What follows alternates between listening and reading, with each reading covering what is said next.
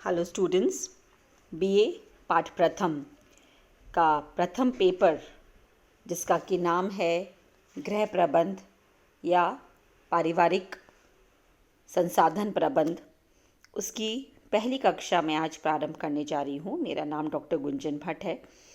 पूर्व कक्षा में मैंने आपको होम साइंस में आप क्या क्या पढ़ेंगे अगले 3 सालों में वो परिचय दे दिया था। तो प्रथम वर्ष का द्वितीय पेपर गृह प्रबंध के का आज एक परिचय मैं आपको दे रही हूँ। गृह प्रबंध, जैसा कि हमें समझ में आ रहा है, एक संयुक्त शब्द है जो 2 शब्दों गृह और प्रबंध इनसे मिलकर बनाया है। गृह प्रबंध को समझने के लिए हमें 2 चीज़ों का जानना बहुत ज़रूरी है कि गृह क्या होता है और प्रबंध क्या होता है। गृह, जैसे कि आप सभी समझते हैं, इसका अर्थ है घर, या अंग्रेज़ी में जब बोलते हैं होम, इस पेपर को इंग्लिश में होम मैनेजमेंट बोलते हैं। और होम क्या होता है? होम वह जगह होती है जहाँ एक परिवार सुख शांति के साथ में अपना पारिवारिक जीवन व्यतीत कर रहा होता है, जहाँ पे लोग एक दूसरे के साथ प्यार से रहते हैं, एक दूसरे की केयर करते हैं और लोगों की आवश्यकताओं की पूर्ति होती है। आपने कई बार ये कहावत सुनी होगी कि रोटी कपड़ा और मकान, ये हमारी आधारभूत आवश्यकताएं हैं। रोटी, कपड़ा और मकान, यानी रोटी और कपड़ा देखा जाए तो कहाँ, मकान में ही मिलेगा। मकान जो है वह एक आधारभूत आवश्यकता है, किंतु मकान और कुछ नहीं, ईंट, बजरी, सीमेंट और पत्थर का बना हुआ एक ढांचे को मकान कहा जाता है। लेकिन वह मकान घर में कब परिवर्तित होता है? वह घर में तब परिवर्तित होता है जब एक परिवार उस ढांचे में रहना शुरू कर देता है। यह बेसिक अंतर होता है मकान और घर में, हाउस और होम। आपने हाउस भी शब्द सुन रखा होगा। आप सब लोग 12th बहुत अच्छे नंबरों से पास करके आई हैं और सब लोग बहुत इंटेलिजेंट लड़कियां हैं। होम और हाउस दोनों शब्द आप लोगों ने सुन रखे हैं। होम वह होता है जिसको कि हम घर कहेंगे हिंदी में, जहाँ एक परिवार रहता है। वो एक बहुत बड़ा बंगला भी हो सकता है, एक मीडियम साइज़ का घर भी हो सकता है, एक कच्चा मकान या झुग्गी झोंपड़ी भी हो सकता है। जबकि हाउस या मकान का अर्थ है ईंट, पत्थर, बजरी, रोड़ी से बना एक ढांचा। तो घर में एक भावनात्मक शब्द है। यहाँ पे सभी सदस्य अपने प्रेम के साथ में, अमन और चैन के साथ रह रहे होते हैं और एक पारिवारिक जीवन व्यतीत कर रहे होते हैं। एक दूसरे के प्रति हमें सहानुभूति होती है, करुणा होती है। हमारे घर में आप देखिए, घर के सदस्यों में एक नवजात शिशु से लेकर के एक 80-90 साल का वृद्ध तक एक परिवार में रह रहे होते हैं। हर व्यक्ति की उसकी उम्र के हिसाब से अलग अलग आवश्यकताएं होती हैं। तो हम सब की आवश्यकताओं की पूर्ति करते हैं एक दूसरे से मिलकर। परिवार के अपने एक लक्ष्य भी होते हैं। देखिए, हर परिवार का अपना एक लक्ष्य होता है। पारिवारिक लक्ष्य से यहाँ पे मतलब है, आप लोगों के परिवार में भी कई सारे लक्ष्य होंगे। अगर किसी का मकान, कईयों का लक्ष्य होता है कि अगर वो इस समय एक 2 या 3 कमरे के मकान में रह रहा है तो उसके ऊपर एक और मंजिल खड़ी करना, क्योंकि परिवार बढ़ता है धीरे धीरे करके, तो परिवार मकान बनाना, ये पारिवारिक लक्ष्य हो सकता है। बच्चे जब हो जाते हैं और बड़े होने लगते हैं तो उनको उच्च शिक्षा देनी है। उच्च शिक्षा देने के लिए कोई ना कोई प्लान होना चाहिए, क्योंकि उच्च शिक्षा के लिए मनी की आवश्यकता होती है। बच्चों को गांव से बाहर, शहरों से बाहर दूसरे शहरों में जाना होता है। तो ये एक पारिवारिक लक्ष्य है कि बच्चों को उच्च शिक्षा देनी है और उन्हें अपने पैरों पे मजबूती से खड़ा करवाना है। और पारिवारिक लक्ष्य क्या है? एक सिंपल, ये तो क्या हो गए, हमारे दूरगामी लक्ष्य हो गए। ये लक्ष्य पूरे होने में 5 साल का समय, 10 साल का समय, 12 साल का समय लग सकता है।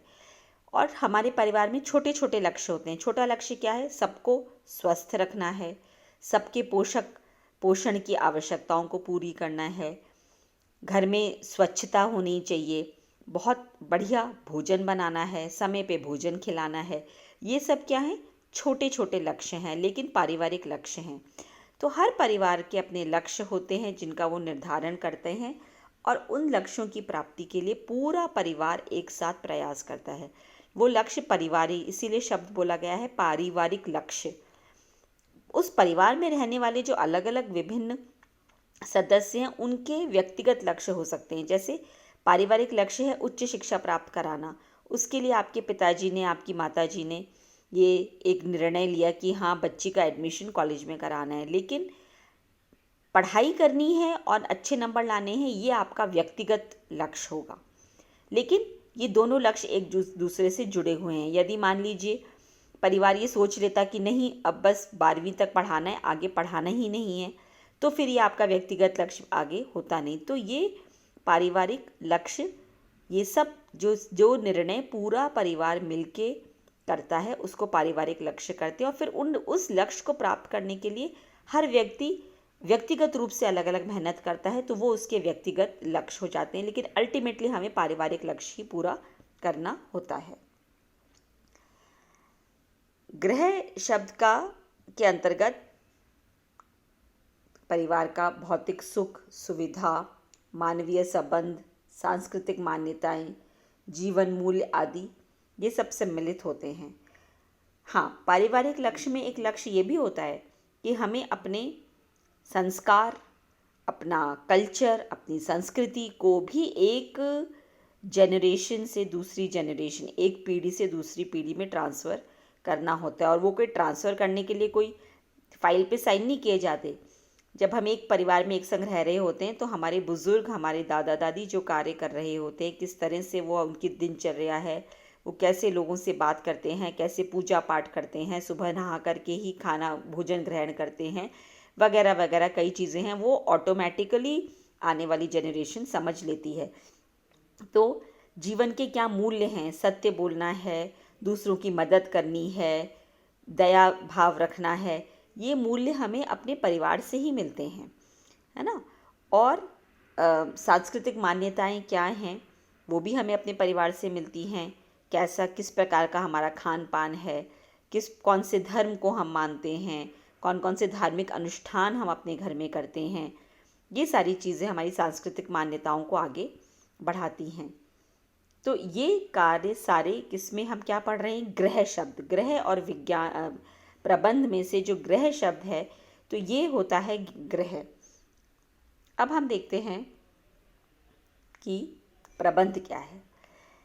प्रबंध जो शब्द है, ये भी एक बहुत अधिक यूज़ किया हुआ शब्द है। इस शब्द को आपने व्यवसाय का प्रबंध सुन रखा होगा, बिजनेस एडमिनिस्ट्रेशन, कई आपने सुन रखा होगा कि आपके या हो सकते हैं आप ही के घर में आपका कोई बड़ा भाई, बड़ी बहन या कोई जना कह रहा होगा कि हम MBA करेंगे, मास्टर्स ऑफ बिजनेस एडमिनिस्ट्रेशन। उसके अंदर मैनेजमेंट, बिजनेस को मैनेज करना सिखाया जाता है, व्यवसाय कैसे करना है, प्रबंध, हर चीज़ में प्रबंध सिखाया जाता है। कोई फैक्ट्री चला रहा है तो फैक्ट्री कैसे चलाएगा, उसको फैक्ट्री चलाना का प्रबंध करना आना चाहिए। किस तरह से वो प्रबंध करेगा, फैक्ट्री कैसे चलेगी, कहाँ से कच्चा माल आएगा, कितनी मशीनें लगेंगी, कितने लोगों को रोज़गार दिया जाएगा, कि कहाँ वो माल बेचा जाएगा। ये सारी चीज़ें जब हम इन बारे में सोचते हैं, इस बारे में योजना बनाते हैं, तो उसी को प्रबंध कहते हैं, प्रबंधन। तो ये एक व्यापक शब्द है। इसका व्यवसाय में, औद्योगिकी में, घर में कई अलग अलग अर्थों में इसका प्रयोग किया जाता है। किंतु कुल मिला के प्रबंध जो है वो एक मानसिक प्रक्रिया होती है, जो अनिवार्यतः हर एक घरों के परिवार में सदस्यों द्वारा संपन्न की जाती है। अगर हम सरल शब्दों में कहें तो प्रबंध का अभिप्राय है विचार पूर्वक की गई व्यवस्था। कोई भी ऐसी व्यवस्था जिसके बारे में हमने विचार किया हो। आप अभी तो कॉलेज खुले नहीं हैं, कोरोना नामक पेंडेमिक की वजह से, कोविड-19 की महामारी की वजह से अभी महाविद्यालय नहीं खुले हैं। जब महाविद्यालय खुल देंगे तो महाविद्यालय में छोटी छोटी सांस्कृतिक साहित्यिक गतिविधियाँ होती हैं। अब यदि आपको इतना सा ये कार्य दे दे, आप लोग स्कूलों में आए हैं, स्कूलों में तो बहुत अच्छा वार्षिक उत्सव मनाया जाता है, स्कूल में बाल मेला भी लगता है, स्कूल में विज्ञान मेला भी लगता है, साइंस एग्जीबिशन लगती है। इन सब में क्या होता है, जिसको इंचार्ज बनाया जाता है, आप सब बच्चे ही मिलके करते हैं वो कार्य, तो आप लोग क्या करते हैं, एक योजना बनाते हैं कि साइंस एग्जीबिशन लगानी है, तो ये मॉडल लगेगा, कौन से कमरे में लगेगी, उसमें क्या क्या प्रबंध होंगे, है ना, किन किन चीज़ों की ज़रूरत पड़ेगी, किसको बुलाया जाएगा, कितने बजे एग्जीबिशन खुलेगी, क्या होगा, ये सब चीज़ें क्या हैं, ये क्या हो रही हैं। जब हम ये बात कर रहे हैं तो हम विचार पूर्वक कोई व्यवस्था कर रहे हैं। तो जब हम विचार पूर्वक कोई व्यवस्था करते हैं, इसको इन्वर्टेड कॉमर्स में ले लीजिए, जब विचार पूर्वक कोई व्यवस्था करी जाती है तो उसको हम कहते हैं कि ये क्या है, ये प्रबंध है। तो ये एक मानसिक प्रक्रिया है। ये सब बातें, सारे प्लानिंग हम क्या करते हैं, दिमाग में करते हैं, दिमाग से करते हैं और एक पेपर पे ले आते हैं। और जब हम गृह प्रबंध की बात कर रहे हैं, ये मैंने आपको स्कूल का एग्जीबिशन दिया, गृह प्रबंध की बात करें तो परिवार के सदस्यों द्वारा ये संपन्न की जाती है। प्रबंध एक विज्ञान है जिसके अंतर्गत क्या क्या आता है, नियोजन करना, संगठन करना, समन्वय करना, क्रियान्वयन करना, उत्प्रेरण करना, नियंत्रण करना तथा मूल्यांकन। ये सारे वैज्ञानिक विश्लेषण किया जाता है किसमें, प्रबंध नामक प्रक्रिया में। प्रबंध का अर्थ है कि व्यक्ति के पास जो भी उपलब्ध संसाधन हैं, जैसे समय, ऊर्जा, धन आदि, उनका उपयोग वो इस तरह से करे कि उसका अधिकतम उससे लक्ष्यों की प्राप्ति हो सके। प्रबंध, देखिए एक एग्जाम्पल ले लेते हैं, हम अपने घर का गृह प्रबंध की हम बात कर रहे हैं। एक छोटा सा एग्जाम्पल है, मान लीजिए आपको अपने छोटे भाई बहन की या बड़े भाई बहन की या अपनी खुद की जन्मदिन की पार्टी करनी है, तो उसके अंतर्गत क्या क्या आएगा, नियोजन आपको पहले सोचना पड़ेगा कि जब आपकी जन्मदिन आ रहा है उसके कुछ दिनों पहले ही क्या नियोजन करेंगे, पूरी बात दिमाग में बनाएंगे, किस किस को आप बुलाएंगे, वो दिन कौन सा है, आपको देखना पड़ेगा कोई ऐसा दिन तो नहीं है जब कोई आ ना सके, त्योहार वाला तो दिन नहीं है, अगर है तो उसके अगले दिन हम मना लेंगे, कौन कौन आएगा ये हम डिसाइड करेंगे, फिर हम क्या खिलाएंगे, उस दिन का क्या मेन्यू होगा, कहाँ बिठाएंगे, बैठने की उस व्यवस्था है कि नहीं, जो क्या भोजन बनाएंगे उसकी क्या व्यवस्था है, उसको खिलाने के लिए इनफ हमारे पास प्लेटें चम्मच हैं कि नहीं, जब आ जाएंगे तो क्या सिर्फ बच्चे आएंगे, आपकी सहेलियां केवल आके और चली जाएंगी, नहीं, आके खाना खा के भी तुरंत नहीं जाएंगी, वो आएंगी तो बैठेंगी, तो कौन से उनको गेम्स खिलाए जाएंगे, उनके मनोरंजन के लिए आप क्या क्या व्यवस्थाएं कर रहे हैं, क्या आप गाना लगा रहे हैं, क्या आपने डीजे बुलाया है, या आपने कोई और प्रकार के खेल, छोटे छोटे जो पार्टी गेम्स हैं वो रखे हैं, अगर जन्मदिन का दिन है तो कोई ना कोई डेकोरेशन करना होगा, तो कौन सा डेकोरेशन करेंगे, ये सारी चीज़ें क्या हो रही हैं, ये हो रहा है नियोजन, यानी कि प्लानिंग। अब आपने प्लान बना लिया एक बड़े सारे पेपर पे, अब कोऑर्डिनेशन, संगठन, कि भाई ये क्या सारा काम कोई एक ही जना कर लेगा घर का, क्या एक ही जना इनविटेशन दे लेगा, डेकोरेशन कर लेगा, खाना बना लेगा, मनोरंजन करवा देगा, बैठने की व्यवस्था कर देगा, खाना परोसवा देगा, खाना जाने के बाद मेहमानों का कर देगा, नहीं, परिवार के सभी सदस्यों को सोचना पड़ता है, संगठित होगा कि भाई ये काम तुम करोगे, ये काम तुम करोगे, आपस में हम काम बांट लेंगे, काम हम बांटेंगे लोगों की क्षमता को देखते हुए, जो जना घर से बाहर ज़्यादा थोड़ा सा वृद्ध है उसको हम घर की कोई व्यवस्था देंगे, जो यंग है जिसके पास मोटरसाइकिल है उसको हम कहेंगे जाओ बाज़ार से ये लेकर आओ। तो ये हुआ संगठन।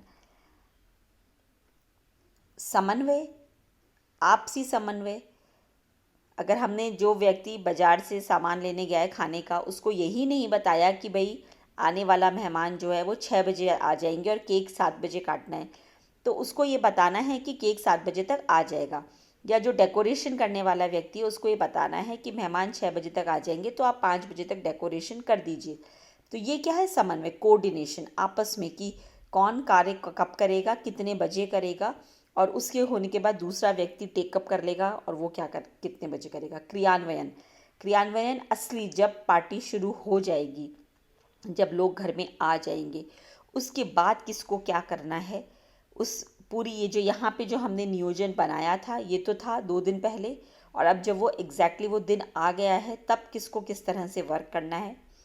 उत्प्रेरण, बीच बीच में उत्प्रेरण यानी कि मोटिवेशन, उसकी बहुत आवश्यकता होती है। कोई भूल जाते हैं काम करना, तो हमें लगातार उसको याद दिलाना है कि तुम्हें ये करना है, तुम ये बहुत अच्छा कर रहे हो, चलो कर दो, ये उत्प्रेरण है। कंट्रोल, कई बार लास्ट मोमेंट पे जब हमारी पार्टी चल रही है, हमें मालूम चलता है कि कोई एक चीज़ ख़त्म हो रही है, खाने का कुछ सामान लगता है कि लोग एक चीज़ ज़्यादा खा रहे हैं, दूसरी चीज़ कम कर रहे हैं, तो एक चीज़ ख़त्म होने वाली है और सब मेहमानों को नहीं मिलेगी, तो हम क्या करते हैं, तुरंत उसको थोड़ा सा रोक लेते हैं। हम कहेंगे इसको सर्व कम करो, दूसरी चीज़ें ज़्यादा सर्व करो क्योंकि ये कम है। इसको बोलते हैं कंट्रोल करना। खाने को लेकर ही नहीं, दूसरी भी और चीज़ें हैं कि जिस समय क्रियान्वयन हो रहा है, उस समय हो सकता है जो हमने नियोजन किया उसमें से कुछ चीज़ें बिल्कुल नियोजन के अकॉर्डिंग नहीं चल रही हूँ। हम सोचते कुछ हैं, हो कुछ जाते हैं। हमने सोचा था 10 सहेलियाँ आएंगी, लेकिन एक के संग एक करते करते 15 आ गई, तो 5 सहेलियों को भी उसी काम चीज़ों में अकोमोडेट करना है, तो उसके लिए हमें उस समय नियंत्रण करना होगा। और मूल्यांकन, कोई भी क्रिया पूरी हो जाने के बाद हम मूल्यांकन करते हैं कि ये कैसा हुआ, इसमें क्या कमियां रह गई, क्योंकि ये मूल्यांकन अगली बार जब हम किसी भी काम का नियोजन करेंगे तो उसमें हमारे काम आएगी। तो ये होता है प्रबंधन का आपका अर्थ। और इसमें आप हर व्यक्ति अपनी इच्छा, अपने उपलब्ध संसाधनों और अपने समय, धन आदि का उपयोग इस तरह से करते हैं कि अधिकतम बर्थडे पार्टी आप भी मनाएंगे। बर्थडे पार्टी एक बहुत रिच व्यक्ति भी बनाएगा जिसके पास बहुत अधिक पैसा है, एक मध्यम वर्गीय परिवार भी मनाता है, एक कम आय वाला परिवार भी मनाता है, तो सभी लोग मनाएंगे। तो सब अपनी अपनी कैपेसिटी के हिसाब से बनाते हैं। तो ये बात हुई कि ग्रह क्या होता है और प्रबंध क्या होता है। अब ग्रह प्रबंध की कुछ वैज्ञानिकों ने डेफिनेशंस दी हुई हैं, परिभाषाएं दी हुई हैं, जो बड़े बड़े वैज्ञानिक हैं इस फील्ड के। उस चीज़ को हम अपनी अगली क्लास में टेकअप करेंगे। Thank you very much.